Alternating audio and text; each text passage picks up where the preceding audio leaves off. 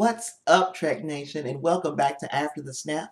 I am your host, Tasha Pierce. No, I'm Tasha Pierce. And if you're like me, you've been wondering how Unifications Part 1 and 2 could possibly tie in to what Discovery is going to do with Unification Part 3. I came to put a little hateration, holleration in this dancery. That question sent me down a rabbit hole where I ended up with some wild theories and ideas.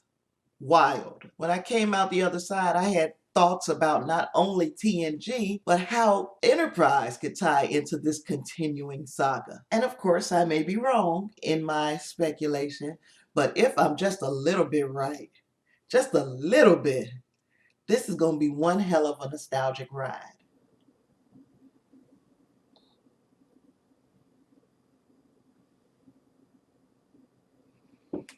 If it's one thing I don't mind doing for free, won't even charge you, is to rain on this lady's parade. So I'm going to show you all the spoilers that came out, that she thinks that she is so smart. She thinks she is so smart that she came up with all of this on her own. See, in the mirror universe, my universe, all of this stuff has been well known for ages. So every time she gets something right, I'm going to show you a clip from Season 3, Episode 7, Unification. But I'm going to go ahead and let her finish. So warning, we are now entering possible spoiler territory, and even the discussion of the first two parts of Unification may leave you tainted for Unification Part 3. Now, if you want to take the risk and find out what I found out by looking in this rabbit hole, just keep watching.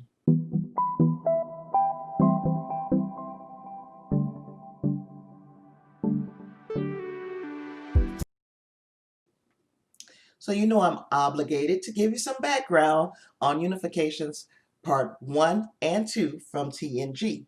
Unification Parts 1 and 2 originally aired. 18-year-old Tasha was a recent high school graduate, a member of the Indiana National Guard, and a closet Trekkie. See, this was pre-internet, pre-World Wide Web, so it was kind of hard to find a tribe like we can easily find right now. And in fact, most of the people that I knew that enjoyed Star Trek were older, and they were disgusted, literally disgusted by TNG. It wasn't real Star Trek.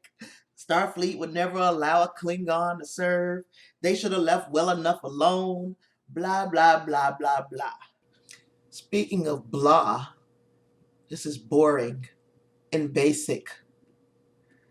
Don't you guys want more of me? What do you guys see in her anyway? Anywho, these were the arguments against a spinoff to a show that nobody wanted until it was gone. By this time, we were in Season 5 of TNG. Season 5.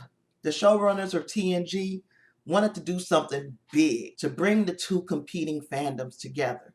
The original series fanatics and the TNG junkies. They had to make us become one group, Trek Nation, because the studio had ambitions for the franchise and they required, well, a unification.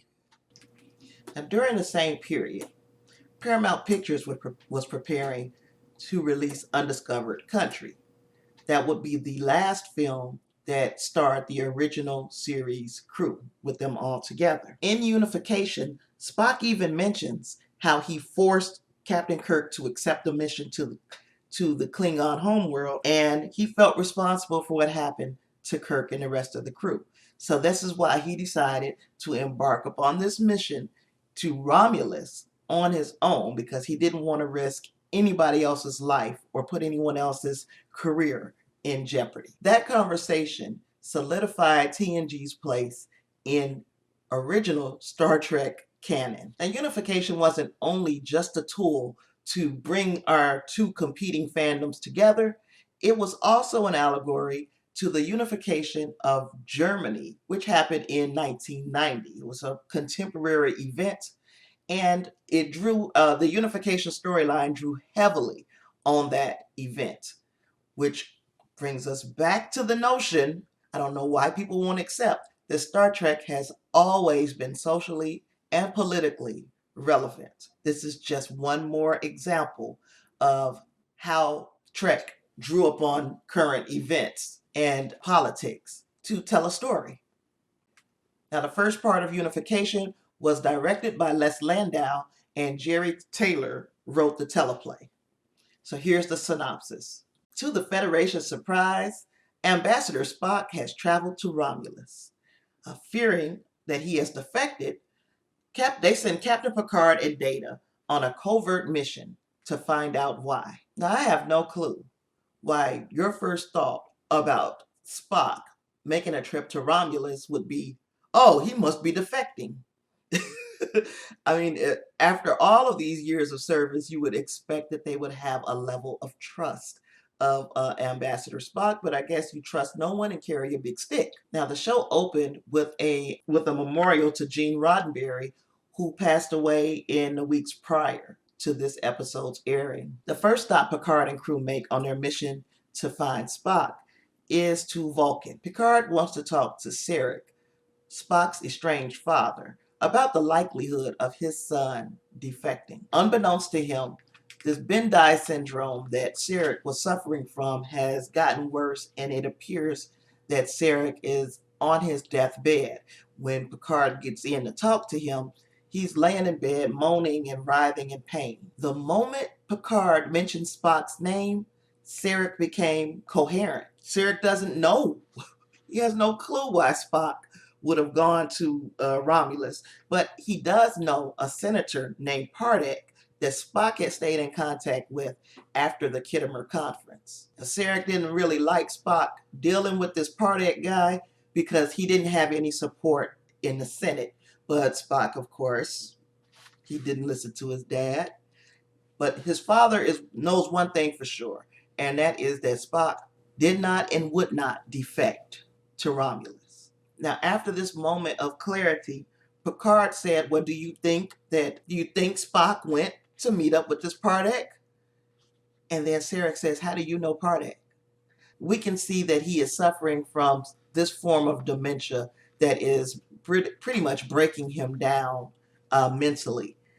Picard realizes that he is not getting very far with Sarek from this point on, but he does need to have a heartfelt conversation with this man who he respects about his son. The only thing that Sarek was very clear on is how he felt about Spock. He talked about how Spock would never listen to him, was regularly disobedient, and it would frustrate him. But he also admired Spock's spirit. And of course, he loved his son. But of course, the Vulcan traditions of withholding emotions was keeping him from saying that to his son. And Picard knows. Picard says to him, I know that you love your son. And Sarek said, please tell him that I love him. And this, of course, would be the last time that Picard and Sarek speak. And if you ask me, this was Mark Lenard's best Sarek performance, period. Hands down. At the end of an emotionally suppressed life, he only wanted his son to know that he loved him. Now, we can also say that he retroactively had been thinking about his daughter that he had lost to time, but he had shown her how he felt, and he had told her, through this mind meld, what their bond was, but he never did that with Spock. Picard and Sarek end their conversation with the Vulcan salute, which Picard had to assist Sarek in performing. And with that, he was grieving, Picard was. And with that, he left. Their next stop would be Kronos. On the way, Picard received word that Sarek had passed away. So sadly, This mission was not only to find out what Spock's intentions were on Romulus, but to let him know that his father had passed away. After borrowing a Klingon bird of prey so they can approach Romulus in a cloaked vessel, Picard and Data head to Romulus. And this will be the first time in Trek that we are actually stepping foot on the planet of Romulus. And as sneaky as they thought they were being with these disguises and these altered appearances in their cloaked ship, the Romulans knew they were on their way. Now, after arriving, they are almost immediately made by security. And as they were attempting to, or as security, these security officers were detaining them, they meet up with Pardek and find out that these security officers are just a couple of his men who said, hey, we need to get you underground because people know you're here. You can't sneak onto Romulus. Now, Picard informs him that he's there to find Spock, and a response from the shadows comes, and he says, indeed, you have found him. And out steps Spock. And there the episode ends. Now, this was the most watched episode of TNG to date. At that point in its history, there had been no more watched episode than this episode. Everybody, all of the fans, the TNG fans, the TOS fans, everybody was there watching to see Spock. And he had one line at the end of the episode. I'm like, what the fuck? Now that's what you call a cliffhanger. And see, we were left with the same questions. We were left with the question, number one, why was Spock there? Number two, how would he react to the death of his father? And of course, the B plot, which was the mission that Riker and Enterprise had embarked upon after finding a downed Ferengi ship that contained miscellaneous scraps of Vulcan metal. And I'm going to wrap that up at the end because the B plot, not that it wasn't good, but it is not going to factor much, I don't think, into what's going to happen in Discovery's Unification episode. I could swear we were all Trek fans. Didn't we all see these episodes? Now, in my opinion, episode 1 was the stronger of these two episodes. It had just the right amount of intrigue and emotion. And I think the second part relied too heavily on the dialogue of the words of the characters, unlike part 1 that made you feel and made you read the inferences. And it trusted us to make the right decisions. Jerry Taylor put her foot in this script. The emotional beats of a Star Trek episode are going to be the ones that resonate with me the most. Here lately, I've just been an emotional wreck. Maybe I've got Ben Dye syndrome. I don't know. But Unification 1, that was one that made you feel. You felt something watching that, especially Mark Lenard's performance as Sarek. Now, Unification Part 2 was directed by Cliff Bole, and the teleplay was by Michael Piller. On Romulus, Picard and Data meet up with Spock, who claims to be there because he's trying to reunite the Romulans and the Vulcans. And while Spock wants to achieve this goal, powers within the Romulan government seek to pervert his mission into an invasion of the Federation. Spock's mission was an interesting one. He was meeting with an underground faction of Romulans who wished to adopt the ways of their Vulcan ancestors. Now, I could break down the entire plot of this episode, but I want to linger on what Spock hoped to achieve in this visit. He wanted talks to begin between the two species that would reunify them as one. Now, this was something that he and his father argued about, whether the goal was one that could even be attained. Now, I think the imminent death of Sarek was what pushed Spock to act when he did. A part of me wants to believe that he wanted to show his dad what was possible. In doing so, he missed his final opportunity to make peace with his father. But Picard explained to him that his father had passed away, and he told Spock of his mind meld with Sarek. And he delivered the message that Sarek loved him. But Spock just dismissed the whole idea, saying that it's because he was delusional with Bendai syndrome. We later discover that Pardek was working against Spock the whole time. Pardek was working for the government in an attempt to use reunification and rebuilt Vulcan vessels as a Trojan horse to invade Vulcan and force a different type of unification. So the Enterprise crew was putting this all together at this point. They putting all these pieces of the betrayal together, and as they continued their investigation of the scrap metal, all roads led to the same place, and the invasion was thwarted. I really didn't like the fact that Denise Crosby, her quote unquote daughter, was in this one. I didn't like her in this. I didn't like her in this. But she was in it. She wasn't important. Not to me. It might end up being important, but not to me. But anyway, after all was said and done, Spock chose to stay behind on Romulus to assist the underground group in relocating their movement and also cultivating their interest in reunifying with Vulcan. He admits that there may not be results for decades or even centuries. Then there was the matter of how he was affected by Sarek's death.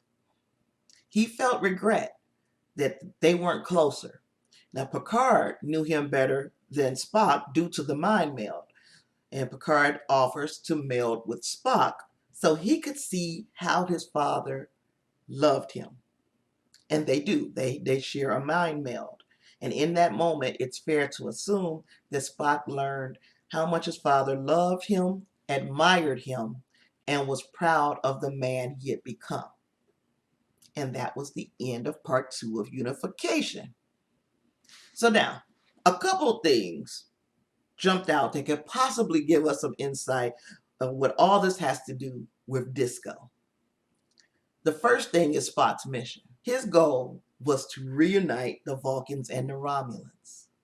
He attempted to rush the process, but came to the realization that it could be centuries before there was enough support for the idea on both planets. Well, it's been centuries. It's been centuries. Duh.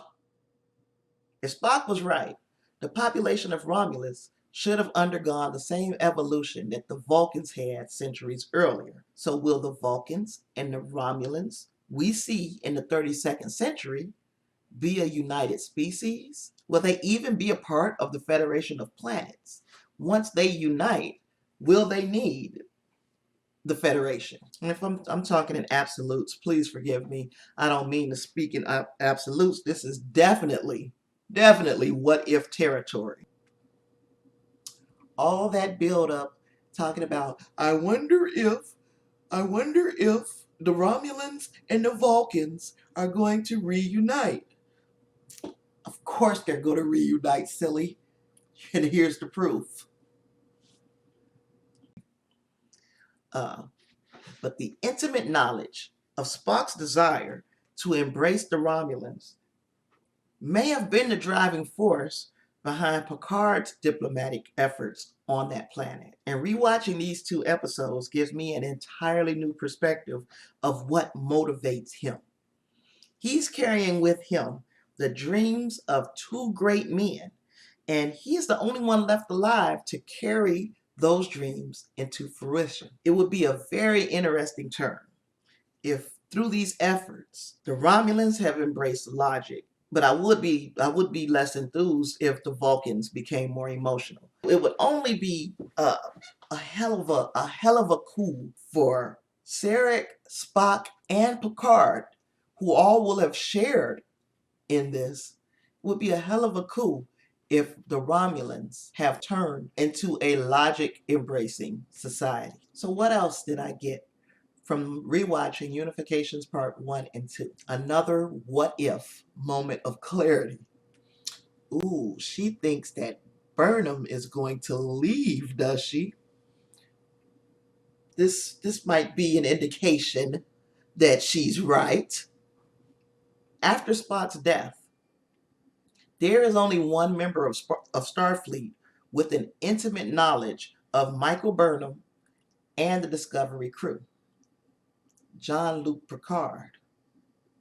Now, by mind melding with both Sarek and Spock, he would be the only person who had any idea that Spock had a sister or that a ship had jumped into the future to save all sentient life in the galaxy. And again, this puts a whole new spin on Picard season 1. If these things aren't explored in Disco this season, it might be the most terrible missed opportunity in Trek history. And I know I sound dramatic, but do you imagine we had Picard doing all this work on Romulus, helping Romulus, and it turns out that was a mission that Spock had in his life. And then we see Picard facing an artificial intelligence quote unquote threat.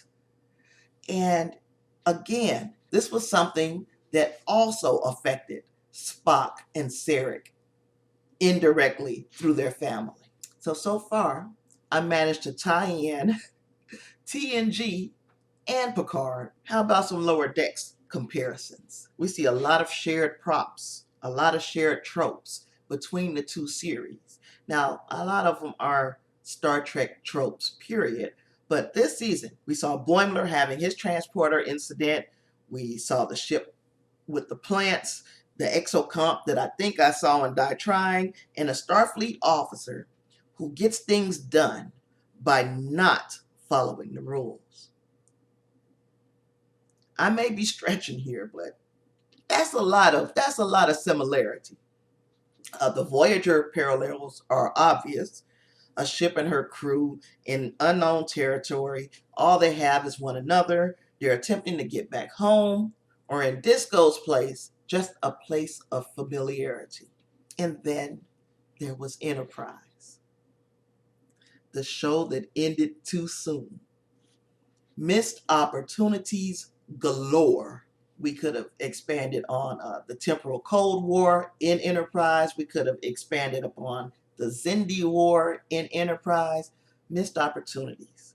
Yet here we are with a new show and a new chance to pick up those threads and capitalize on those potentials. Now, besides watching Starfleet and the Federation be built all over again, we're getting plenty of hints of the temporal Cold War that occurred during multiple timelines, but was ended by the heroics of Archer's Enterprise. Now, one particular timeline was caused when temporal agent Daniels pulled Archer into the 31st century. Upon getting there, it was a vast wasteland because when you mess with time, it tends to mess back. Through some MacGyver type improvising, they make a communicator that could somehow reach Enterprise back in the 22nd century. And Archer's crew managed to retrieve a piece of technology. They then tricked Silic, the Suliban, into interfacing it with the technology that he used to communicate with his handler in the 28th century.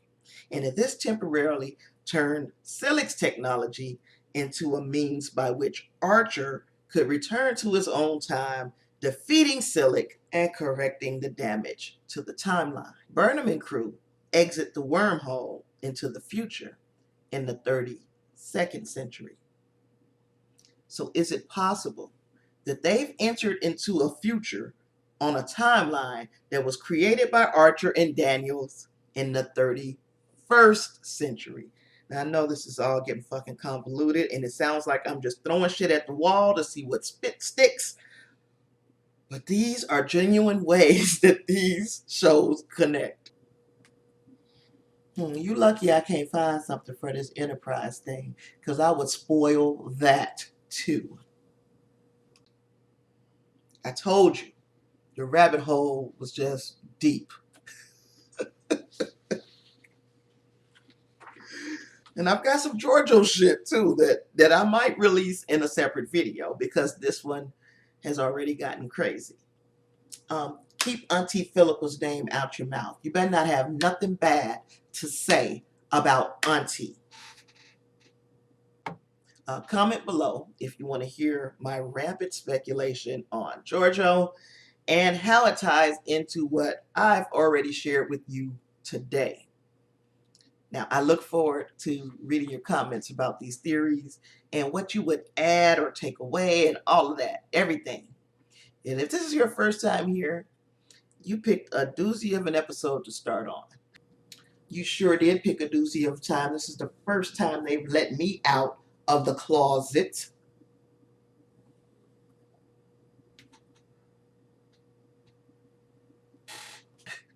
I invite you to check out my content, and if you enjoy it, smash that subscribe button. Join my little Trek tribe in the Big Trek Nation. And if you want to see more of me, hit that like button. Give me that big thumbs up. It's been fun. Now, I look forward to Friday's episode of Discovery Unification 3 and our conversation about that. And I hope to see you all in the recap. Thanks for watching. And as always, please live long and prosper. Peace. Hey, what the hell are you doing in here?